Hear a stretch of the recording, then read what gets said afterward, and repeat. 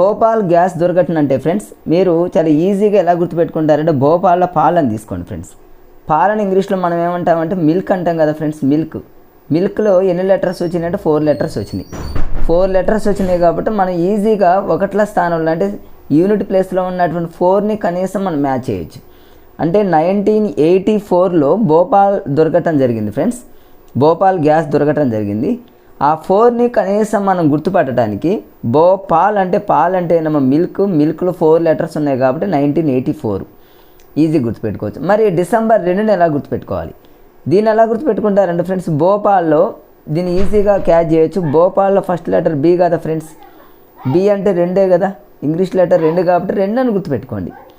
డిసెంబర్ను కూడా ఎలా గుర్తుపెట్టుకుంటారంటే భోపాల్లో బీని కొంచెం మొత్తం రౌండ్ చేశారనుకోండి డిసెంబర్ అంటే డిసెంబర్ 2, పాల్ అంటే మిల్క్ అంటే 4 కాబట్టి 1984. మరి